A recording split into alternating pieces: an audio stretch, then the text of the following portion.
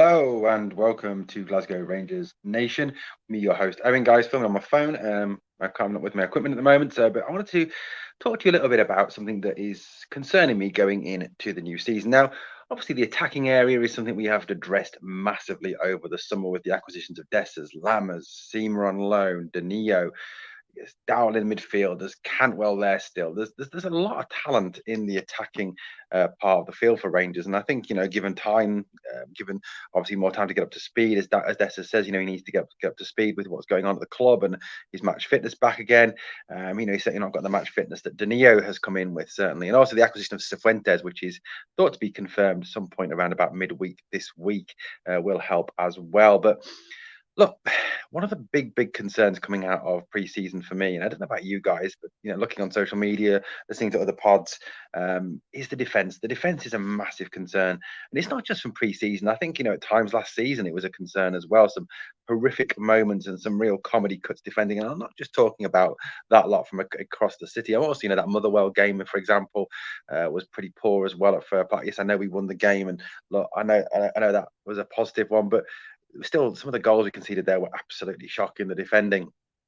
Now, it appears that the big concern at this moment in time is over the not just, I suppose, more the quality, strength, in depth of our defence. Now, taking this from Transfer Market, this is our current defensive area, in the squad as they've listed it at present. Connor Goldson, Ben Davis, John Suter, Leon King, who's currently out injured but is expected to be back training next week. Leon Balogun, Borna Barisic, Ridvan Yilmaz, James Tavernier, Dujon Sterling, and Adam Devine. I suppose you can add into that John Lee Yefeko, although obviously no decisions have been made as to whether he will be added to the first team squad for this season. He had a bit of a dodgy game on Saturday, but look, the whole defence did, and he's a young lad, and that was one of his first ever games of professional football as a man in a man's league against a man's team rather than obviously against B teams and under 21 teams. So yeah, there is a concern there, obviously, but one of the big concerns for me, first of all, well, there's two big concerns really. Number one is over that left back slot. Now, as far as I see it, there are three real main options that Michael Beale has got going into this weekend against Kilmarnock. Does he stick with Borna Barisic? Does he play Ridvan Yilmaz and give him the run of the team that he perhaps needs to establish himself?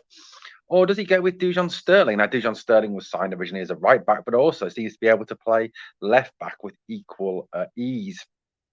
Now, well, I'd say each of the three has their merits. I'd say you'd struggle to find any merits with Borna Barisic at the moment. But look, Ridvan, very good going forward, good support in the attack, good delivery.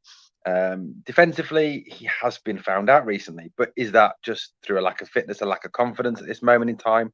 Does he need a little bit more time to develop, to get back to where he needs to be? Does he need a little bit more time to, get his feet under the table, so as to speak, in this team? Dujon Sterling, I suppose Dujon has got two added advantages over the other two. Number one is Dujon is a defender first. That's his first role. Now, obviously, that could impact the width. So Rangers seem to be playing without wingers. The fullbacks are natural width. Barisic and Ridvan provide width. Sterling is a defender first. He said that himself. He's in the team to defend, which could be a good thing because you could have a situation where we attack fluidly.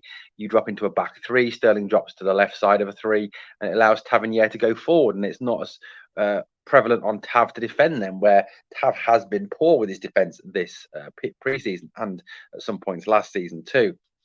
Ridvan, obviously, it was signed for a lot of money last summer. I think needs time. He's still quite young.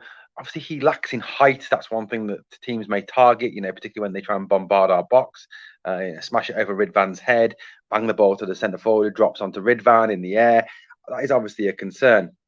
Borna Barisic, look, respect to Borna. He's kind of outlived his useful purpose for me. He seems to lack confidence. He seems to lack the ability to stop a cross. He seems to lack the ability to actually tackle anybody. He gets to halfway and he kind of checks back inside. Yes, his deliveries are good. Don't get me wrong. When he does get forward, he does get the ball in the box. That is one positive of his team, but that's not what we need him in the team for. We need him in there to defend. And look, I personally think that if we go into the first game of the season with Borna at left back, it would be an absolute disaster for the team. It's time to shift Borna on. Ridvan possibly, with a better left-sided centre back would look a little bit better if he had a bit more confidence on what's inside of him. Then I suppose you can make the same argument about Ben Davies. Would Ben Davies be better if he was more confident in the defensive abilities of the left back? So if that was Dujon Sterling, are we going to see better of Ben Davies? Now, obviously, the centre half position is a major concern for Rangers still. You look at these three who are the fit three at this moment in time. Connor Goldson obviously will not be fit for the first game of the season. That is pretty much a given. So, you're going to have to select two from these three if they are all fit and firing and ready to go.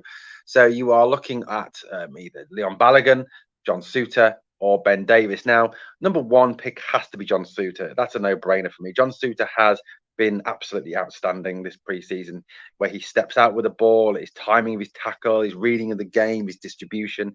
Souttar has been the standout for me this preseason, and towards the end of last season, he was absolutely superb. Now, provided we can keep him fit, I think long term he is going to be a great defender for Rangers. So Souttar obviously is the number one pick, but it's who you play alongside Souttar. And that's where the debate comes in. It's the situation, like I said, is Davies better when he has a more solid defensive left back? So do you play Dujon? Or is Ridvan better if you have a more solid defensive player? Is Balogun more solid than Davies? Davies looked okay when Connor Goldson was there, but without Connor Goldson, he hasn't looked as good. But obviously, Connor isn't going to be back until a couple of weeks into the season. So it's a real selection headache, and it's a real concern for me.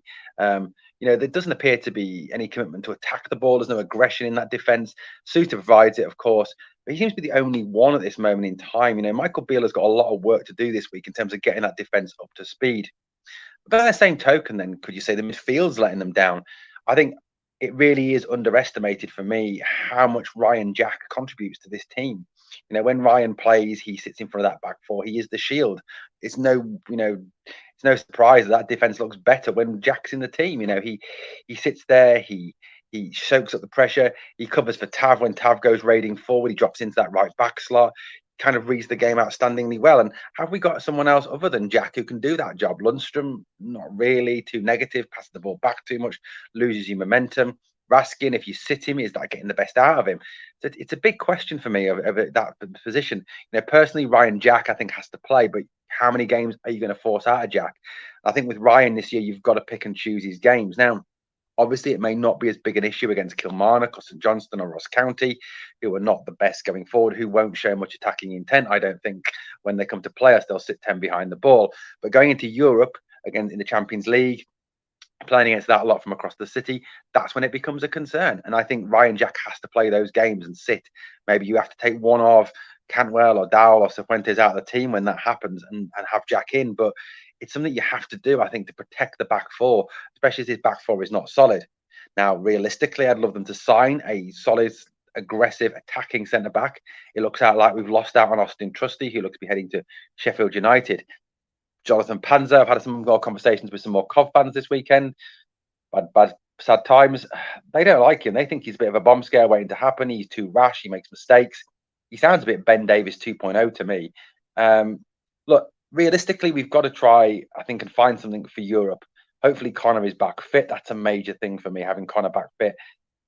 Realistically, when we play Celtic and we go into Europe, I think we've got to go with Tav, with Souttar, with Goldson, Ridvan, and then we sit Jack in front of them. That, I think, is the best policy we've got, the strongest we've got, without obviously going out and signing anybody. Yes, Dujon may be the answer. We haven't seen enough of him to make that judgment yet. But I'd love to know what you think. It's certainly something that Michael Beale has to work on this week. A lot of work for the coaches to do on the defence, and a lot of hard graft for the players too. Let me know in the comments what you think. Who would you start with at the back, and what are your impressions of our back for this pre-season and towards the end of last season as well. Well, guys, as always, I need you to do, three things actually for me. I want to get to 3,000 subs by the end of August, so please hit that sub. Also, hit the like for me, smash it up for me. That's number 2. And number 3, remember, we are the people.